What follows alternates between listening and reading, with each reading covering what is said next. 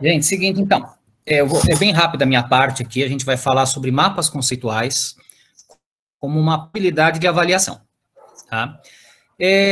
Deixar bem claro também que ninguém aqui é especialista em mapa conceitual. Mapa conceitual é uma área da educação, por exemplo, que tem gente que se dedica a carreira inteira só para estudar mapas conceituais. Então, o que a gente vai trazer para vocês aqui são algumas aproximações. Basicamente é isso. E, obviamente, se você gostou disso aqui, eu quero usar com os meus alunos, tem muito material na internet, livro do Google Acadêmico, você consegue vários artigos, livros inteiros, estão disponíveis sobre o tema, tá?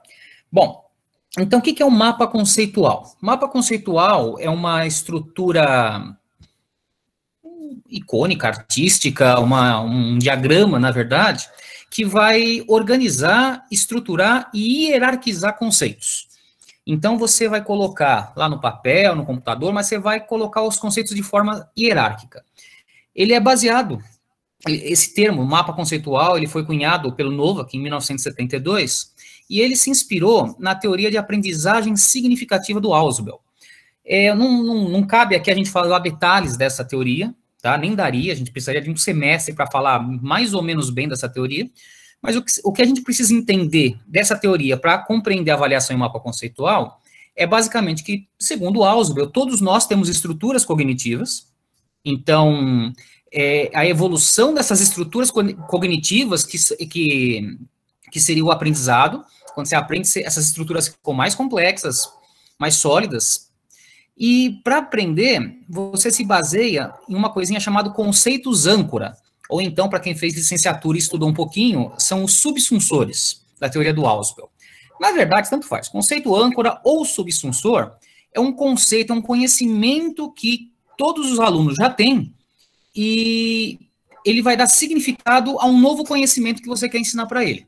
Então, basicamente, é a partir do princípio que o aluno não é uma caixa craniana vazia, tá? Ele não é uma tábula rasa, ele tem conhecimento já. E ele vai usar esses conhecimentos que ele já tem para conseguir aprender conhecimentos novos.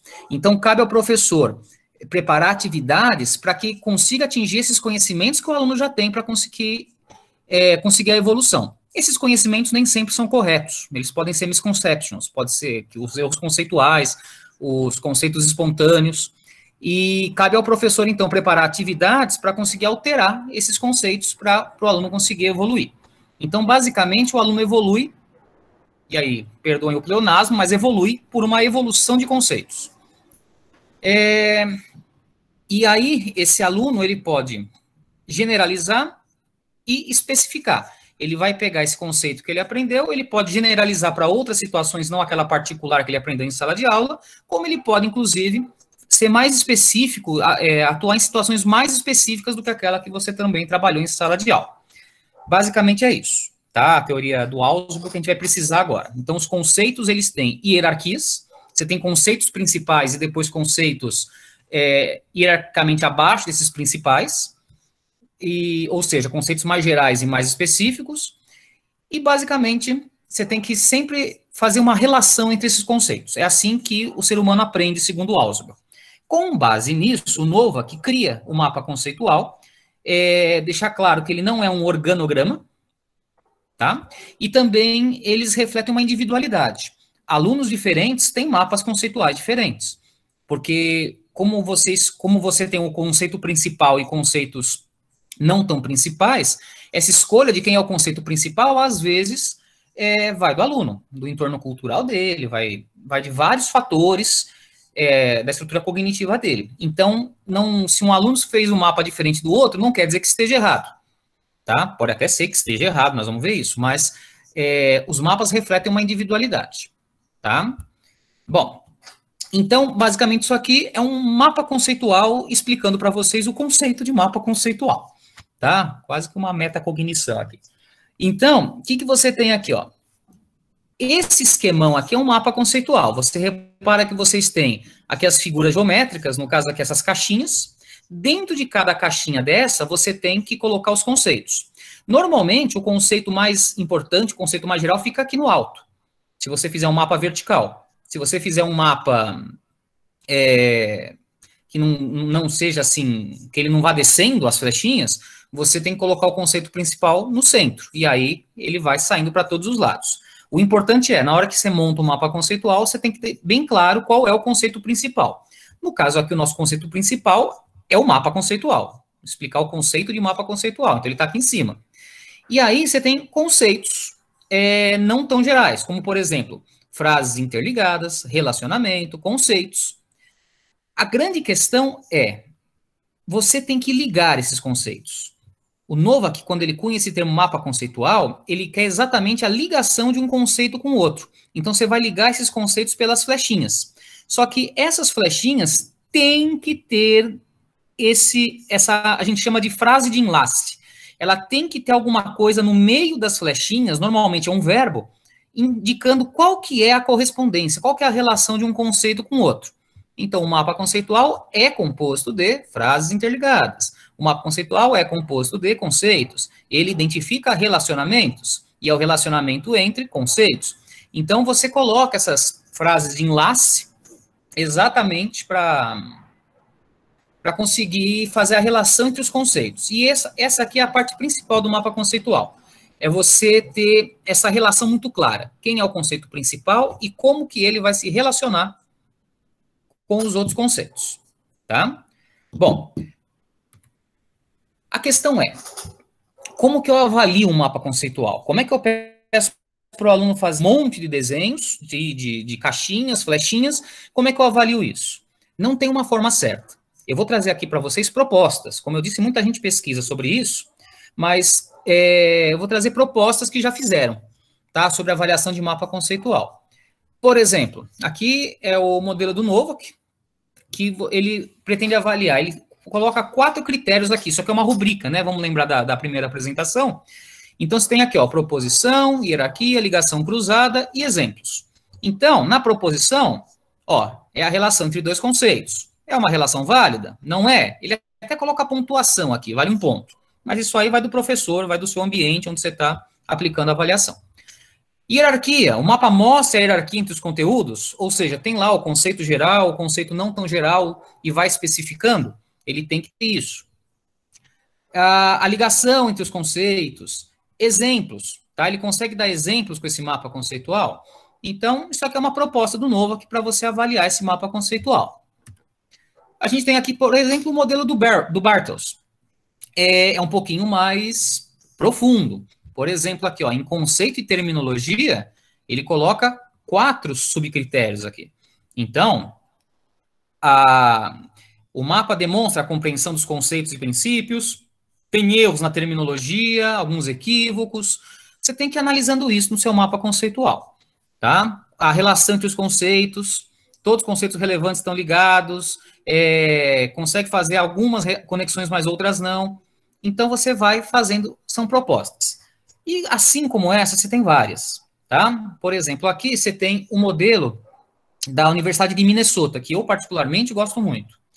Esse modelo de Minnesota é uma rubrica mesmo, né? É aquela rubrica analítica lá, bonitona, cheia dos critérios, e aquilo que eu disse na primeira apresentação. Quanto mais critérios você colocar, menos reclamação você vai ter de correção das suas avaliações. Então, aqui, ó, como eu avalio a estrutura do mapa? Aí ele coloca aqui as menções, ó, excelente, bom, adequado, marginal, inadequado. Aí você coloca, ó, estrutura não linear. O excelente, a estrutura não é linear, não é só uma linha, um mapa conceitual. Ele tem que ter bifurcações. Imagem que completa as ideias. Na relação, você vai ter aqui, ó, a relação entre as ideias. Você tem relações simples e complexas, eficazmente mapeadas.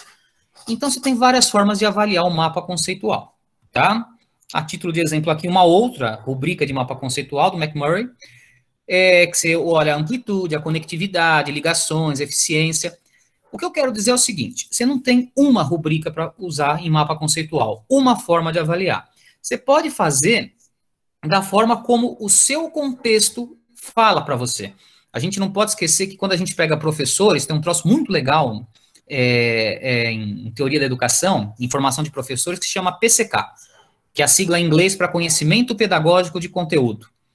Resumidamente, Cada professor, ele monta uma forma de ensinar um conteúdo de acordo com o contexto dele. Quantos de nós já demos uma aula, sei lá, de genética numa certa universidade e fomos dar a mesma aula em outra universidade e tivemos que mudar, porque o contexto muda, são outras especificidades. Então, é importante que quando vocês forem usar o mapa conceitual, vocês terem bem claro isso. Que conceitos, como é que vai ser a rubrica que eu vou construir para esse mapa conceitual? Quais são os pontos que eu vou cobrar? Não esqueça que mapa conceitual você tem que ensinar. A gente não aprende na escola a fazer mapa conceitual, então você vai ter que ensinar, você tem que dar atividades, ser coerente. Lembra da primeira apresentação? Você tem que ser coerente com a avaliação com o seu aluno. Você tem que ensinar ele a fazer mapa conceitual para cobrar um mapa conceitual dele, tá? Então, essas aqui são algumas possibilidades de avaliação de mapa conceitual. Tem uma outra que é bem legal, só que também é bem mais complicada, que é você analisar a evolução dos mapas conceituais.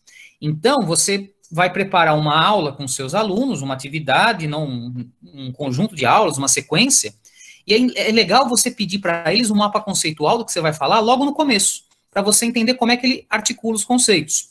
Eu vou trazer aqui um exemplo, que é do Antônio Moreira, tá? Ele é uma das referências em mapa conceitual aqui no Brasil, tá até datilografado, é antigo isso aqui, né?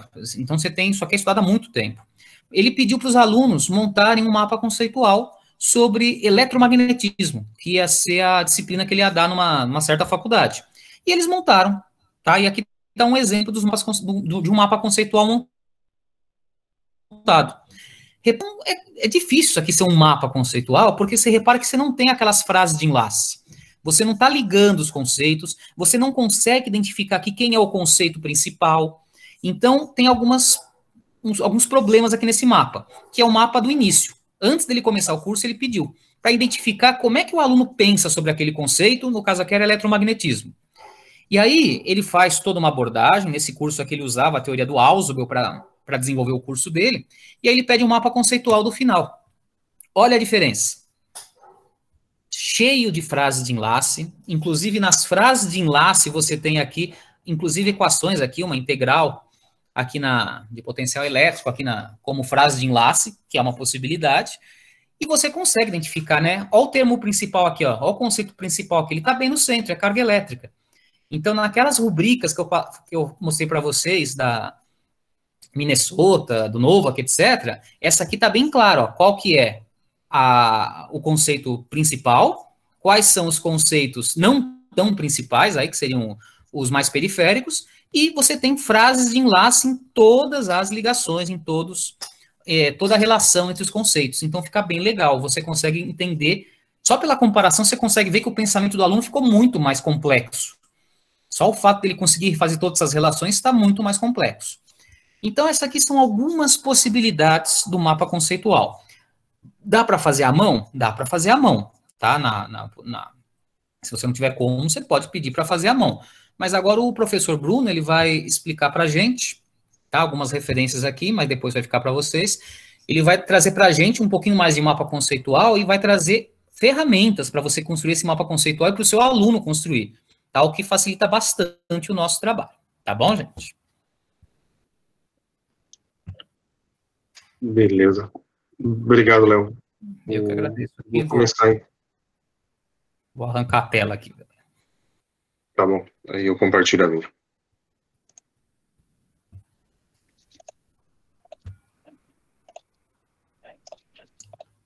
Inclusive, já saiu, né? Pronto. Vocês estão vendo a minha já? Já. Ok. Bom, antes de falar das ferramentas, só faltou falar de um conceito que talvez esteja na cabeça de alguns de vocês e que pode causar um pouco de confusão. De vez em quando a gente ouve falar de mapa mental e o Léo está falando de mapa conceitual. É a mesma coisa? Não é a mesma coisa? Não é. São entes distintos. E aqui a gente, de fato, vai estar mais focado em mapa conceitual.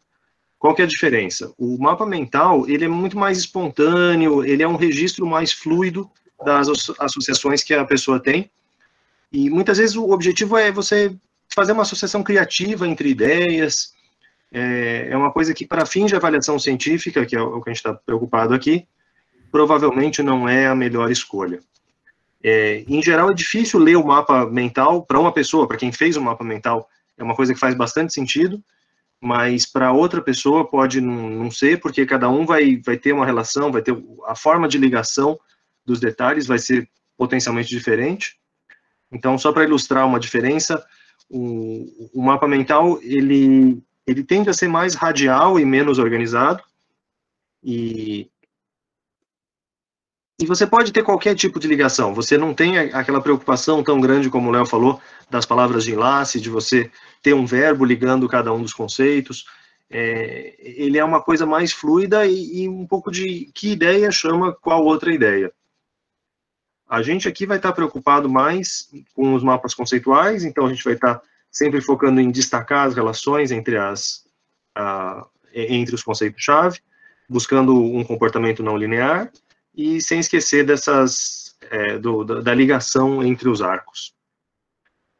Uma coisa que é importante a gente ressaltar é que um aluno que nunca foi exposto a esse tipo de metodologia, como o Léo falou, você tem que ensinar para ele, você tem que acompanhar esse desenvolvimento, você querer que o aluno de imediato já chegue naquele nível de complexidade do último mapa conceitual, de conseguir traçar todas aquelas relações entre todos aqueles conceitos complexos, conceitos que muitas vezes ele vai ver pela primeira vez durante o semestre com você, e pode ser uma tarefa muito desafiadora. Então, a recomendação que a gente tem nesse momento de pandemia é para a gente não sobrecarregar os alunos. Então, não é porque eles não estão em sala de aula que eles têm todo o tempo do mundo para fazer todos os trabalhos que a gente adoraria que eles fizessem. A gente tem que dosar a carga, e o mapa conceitual, que não é uma prova formal, não é às vezes para a gente de exatas, ele não está resolvendo a equação, então é um negócio tranquilo. Não é tanto, é uma tarefa que demanda tempo, demanda reflexão, então tomar cuidado com essa questão da sobrecarga. Esse aqui é o mesmo exemplozinho que o Léo já tinha. Eu vou mostrar duas ferramentas possíveis, duas possibilidades. A primeira delas é o CMap Tools. Vocês podem fazer o download por esse link. De novo, os slides vão estar todos disponíveis e tudo mais. Depois que você faz o download, você só precisa fazer um registro bem simples, incluir o seu e-mail e dizer para que você vai usar o programa. Mas ele é totalmente gratuito e ele está disponível já há vários anos. É um programa simples, mas que atende bem a necessidade. Aqui eu já estou com ele aberto, então esse aqui é o CMap Tools. Eu vou simular, eu vou abrir ele do zero só para mostrar para vocês esse uso de fato da ferramenta. Na hora que você abre o programinha, a gente vai criar um novo mapa, então File, New CMap. Eu acho que ele só tem em inglês, eu desconheço se ele tem alguma opção de tradução, mas você não tem grandes dificuldades, porque você não vai usar quase nada do que está em texto aqui, simplesmente o arquivo novo é o básico que os alunos, mesmo sem muita formação em inglês, já devem estar acostumados. Uma vez que a gente que a gente criou aqui um espaço para um novo mapa conceitual, ele fala para a gente dar um duplo clique para criar um novo conceito, então eu posso clicar 2 vezes, e ele já cria automaticamente um espaço desse. Eu posso também... Bruno, você pode ampliar um pouquinho para a gente poder ver que está muito pequenininho. Está muito pequeno? Tá, eu vou alternar, porque quando eu amplio, eu não consigo escrever, então eu vou alternar para mostrar, aí eu saio, escrevo, mas eu vou alternando entre isso. Se continuar muito pequeno para todo mundo, vocês me dão um toque. Eu tentei mudar aqui o zoom do meu computador, mas não sei se resolveu muito. Então, o que eu fiz foi dar um duplo clique, e aí ele criou esse primeiro espaçozinho com essas interrogações. Por enquanto, não tem texto nenhum.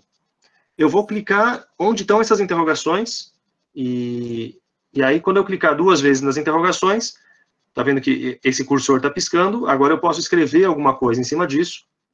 Então, eu vou escrever, por exemplo, o mapa conceitual. Vou seguir o mesmo exemplo, eu vou fazer um mapa conceitual sobre mapas conceituais. Deixa eu ver se o zoom aqui se melhora um pouco. Acho que melhora um pouco, pelo menos para o mapa conceitual, acho que vocês conseguem ver melhor. As fontes do programa é que eu não consegui melhorar esse tamanho. Então, é sempre isso. Você faz um duplo clique e você cria um novo conceito. O meu exemplo não era sobre mapa conceitual, eu fui enganado pelo exemplo do Léo. Eu ia falar sobre ensino remoto, perdão. Então, eu ia falar desse momento que a gente está vivendo, de ensino remoto. E a gente pode pensar o que estaria relacionado com essa questão do ensino remoto. Então, a gente tem algumas relações possíveis com os alunos, a gente tem, de novo, um duplo clique, cliquei aqui em cima, relações possíveis com os professores. E você pode, simplesmente com esse ato de fazer o duplo clique, você vai criando os nós, criando os conceitos, e você pode também selecionar, aqui eu só cliquei com o mouse e arrastei, ele vai selecionar o nó, percebe que ele mudou de cor, os nós normais não tem nada pintado neles, enquanto o nó que eu selecionei, esse das interrogações, tem uma borda roxinha, porque ele está selecionado.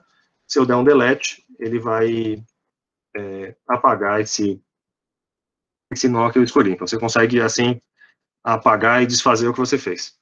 Como o Léo mencionou, isso aqui você consegue fazer na mão. Então, a rigor, você consegue fazer com custo zero, papel, lápis, e faz na mão. Só que fazer no computador é melhor porque você tem toda essa facilidade de arrastar as coisas, e como você tem relações que você talvez vá mudando à medida que o tempo passa, é muito mais prático fazer no computador e poder fazer esse rearranjo das caixinhas com um programa. Mas, se tiver dificuldade, daria para fazer mesmo na mão.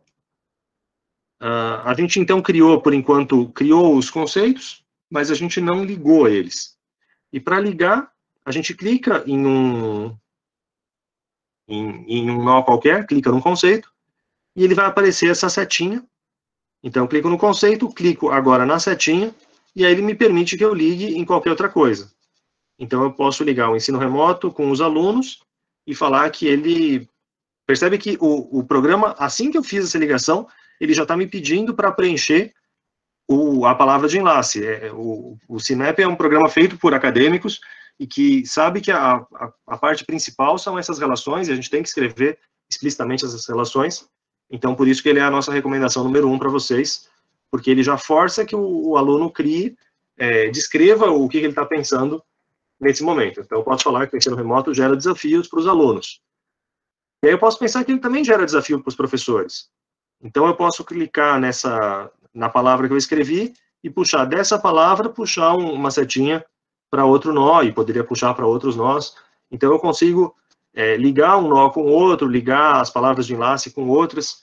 Dá para mudar o estilo também, então eu consigo clicar na setinha e escolher se ela vai ter uma seta para lá, uma seta para cá, escolher o tamanho da fonte. Eu vou mostrar só, por exemplo, o tamanho da fonte. A gente consegue, aqui talvez esteja pequenininho, mas ele tem esse espaço de estilos em que eu consigo, por exemplo, uma vez que eu cliquei num objeto, num nó, se eu vier aqui em objeto, nessa abinha objeto, onde está escrito shape, eu consigo alternar entre arredondado ou como se fosse um quadrado. Eu consigo definir se ele vai ter, qual é a cor dessa sombra, desse sombreamento de fundo. Por exemplo, eu posso trocar esse sombreamento de fundo para, por exemplo, azul, e eu posso trocar o bloco mesmo, fazer ele laranja, enfim. Aqui, você pode fazer conforme faça mais sentido. E outra coisa muito útil é que você consegue escolher o tamanho da fonte. Então, nessa aba fonte, eu consigo...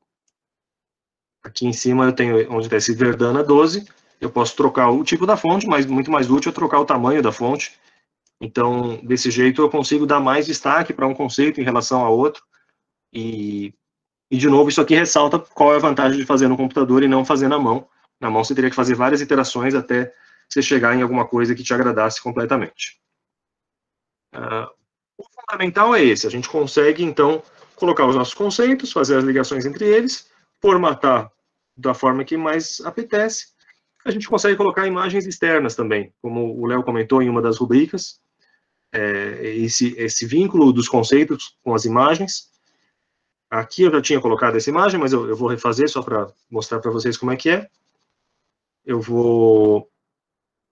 uma imagem de propaganda do Zoom, então eu vou simplesmente arrastar a imagem que está no meu computador, eu arrasto ela para cá, e aí eu posso dar um nome para mudar o nome dessa imagem, definir o tipo, enfim, algumas propriedades básicas. No fundo, a gente não precisa fazer absolutamente nada, a gente pode usar a imagem tal como ela, as configurações da imagem tal como elas vêm de fábrica.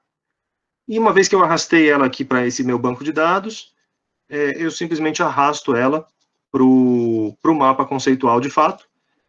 E aí você precisa acertar o tamanho do zoom, você precisa acertar o tamanho.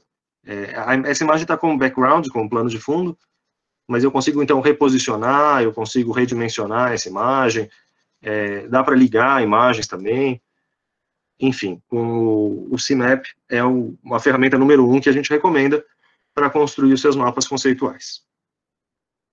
A ferramenta número 2 que a gente recomenda é para suprir uma outra necessidade, especialmente dos alunos que não têm acesso a um desktop ou a um bom computador, que talvez precisem fazer a construção do mapa mental, do mapa conceitual, via celular. Então, a gente tem o Mind Map, que o próprio nome indica que ele já foi mais pensado para mapas mentais e não mapas conceituais. A gente pode usar essa ferramenta para construir um mapa conceitual também, mas o CMap ele já guia muito mais a gente para construir um bom mapa conceitual, enquanto o Mind Map não é tão... Ele é mais genérico, ele foi pensado para outras coisas. De novo, ele está em inglês. Eu acho que esse aqui a gente consegue trocar o idioma, mas também não é uma grande preocupação. A gente não vai usar quase nada de texto. Ele é bem pictórico. Eu só vou criar um novo mapa gratuito. Ele tem um plano, esse plano Gold que está escrito aqui, ele tem um certo plano que é pago. A diferença é que com o plano gratuito, você tem mais dificuldades para... Você não consegue salvar muitos mapas, você tem alguns probleminhas na hora de exportar. Aliás, falar na hora de exportar, eu me esqueci de uma funcionalidade do CMap, que é, uma vez que o aluno acabou de fazer o mapa, ele precisa te enviar esse mapa de alguma forma, então ele pode salvar esse arquivo. Salvar como? Ele vai salvar como um arquivo interno do próprio programa, do próprio CMap Tools. Pode ser que não seja isso que você quer. Quando você quer compartilhar com outra pessoa, você está muito mais preocupado em exportar esse mapa conceitual. Então, provavelmente, ele vai querer exportar como um arquivo PDF.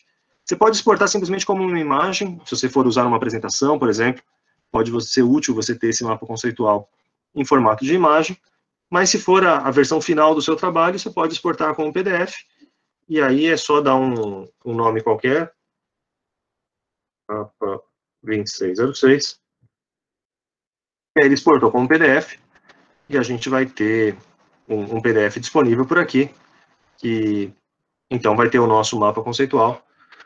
E aí, de novo, você tem que acertar essa questão de zoom, de tamanho da fonte e tudo mais, que não é difícil, mas requer uma certa atenção. Bom, voltando para o Mind Map, funciona basicamente do mesmo jeito, só muda um pouco quais são os atalhos, então ele está falando para a gente apertar o espaço, ou dar um duplo clique para editar, é bem parecido, dou um duplo clique. Já estamos chegando no fim do expediente, então a gente pode falar um pouco de comida agora. Vamos falar, por exemplo, sobre comida italiana. E a gente sabe que a comida italiana precisa de bons ingredientes. Então, se a gente quiser criar um nó a respeito dos bons ingredientes, se eu der simplesmente um duplo clique, aqui eu não consigo criar muita coisa. Essa é a principal diferença dos dois programas, do uso deles. Eu preciso clicar no nó, eu acho que eu estou clicado, eu só não estou vendo ele.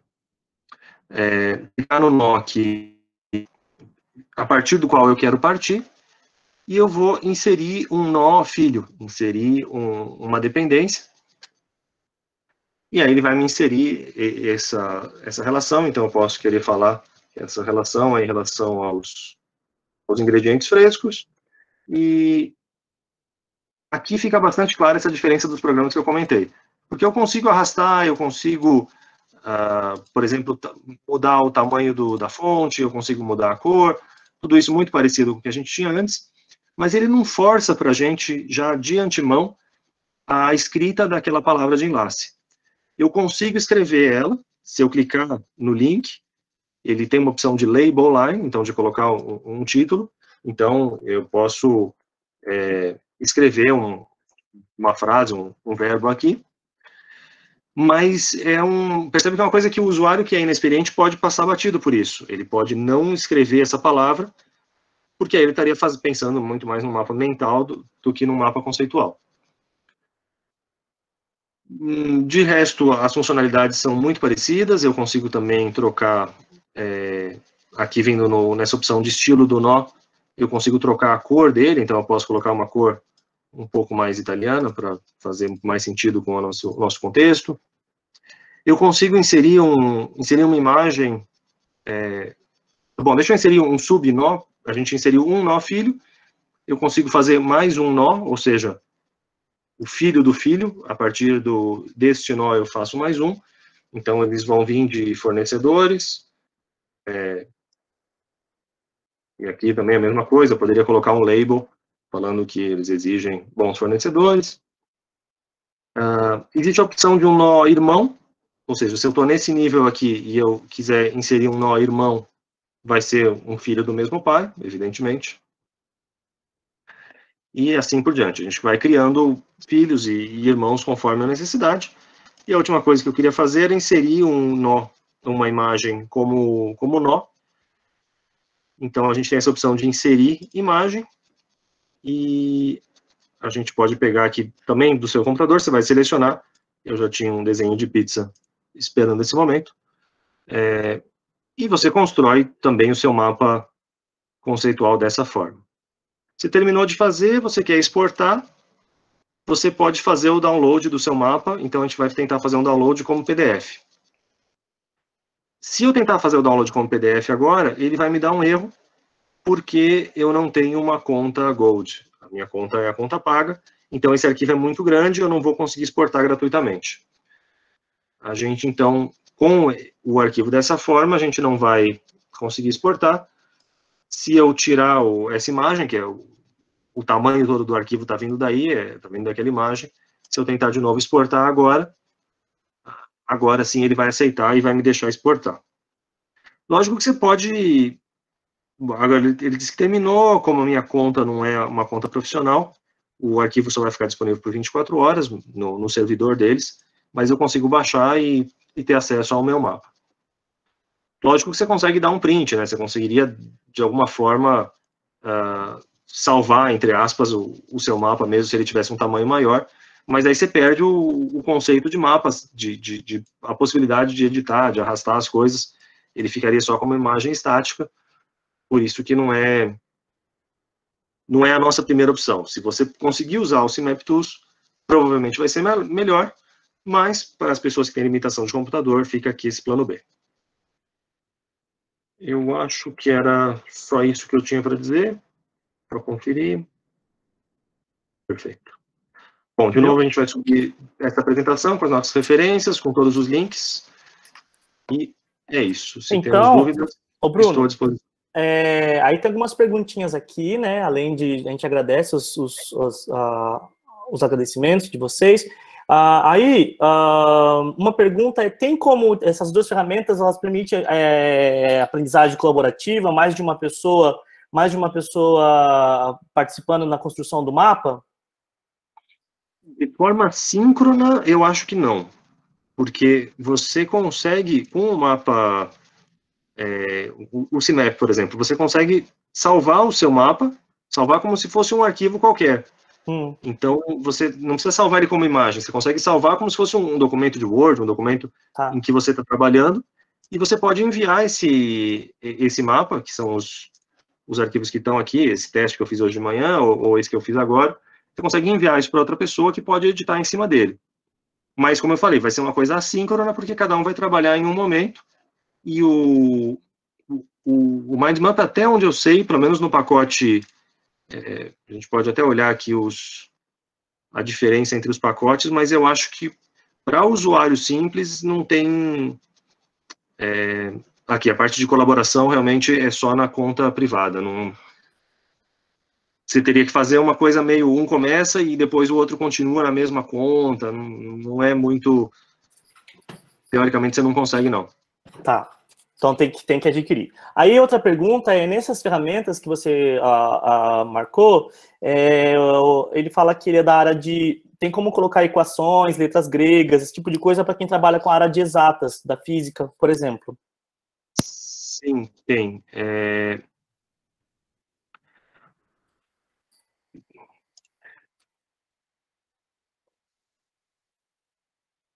Eu de cabeça não estou lembrando, mas tem sempre o plano B, que é você colocar como é que fala? Você coloca uma imagem então você escreve no Word, escreve em LaTeX, escreve onde quer que seja, escreve a sua equação por fora e insere ela como imagem. Eu não me lembro como fazer isso. Aqui no CIMAP eu acho que tem, essa opção matemática já está mais clara. Enquanto você está escrevendo, você pode incluir os seus símbolos no próprio nó. No CIMAP aqui, então você consegue escrever uma integral, você consegue fazer o que você quiser de uma forma mais nativa. No MindMap eu não tenho tanta certeza. Pelo que eu lembro, sim, mas eu não sei fazer agora se dá ou não. Então, de novo, a recomendação é, se esse aqui atender, se você tem um computador que você consiga instalar, é melhor por aqui, e as suas equações vão ficar mais bonitas, inclusive. Certo. Pessoal, mais alguma pergunta sobre mapa conceitual? Ou a gente já vai para... tem um comentário da professora Vanessa que o Lucy Chart, ele possibilita trabalho colaborativo, então, de repente, isso é uma possibilidade. Na verdade, talvez a pergunta é um aplicativo, software de mapa conceitual que permite trabalho colaborativo, seja, principalmente para alguma atividade síncrona, de repente, pode ser a resposta para todo mundo. Bom, o Éder citou aqui o Jamboard, mas o Jamboard não é para mapa colaborativo, ele permite sim interação, mas a gente está falando no caso aqui para mapa, tá? Eu fazer por exemplo, um PowerPoint da vida, o PowerPoint versão do Google, que se você tem quadrinhos e você tem setas, no limite você consegue fazer com ele também. Mas não é a ferramenta muito prevista para isso, né? Ele pode não ser muito fácil de usar. Então... porque como o mapa conceitual tem as suas premissas de construção, é importante que seja uma ferramenta dedicada justamente para isso, para essa tarefa, certo? Por isso a recomendação do CIMAP Tools como número 1, sim. Perfeito.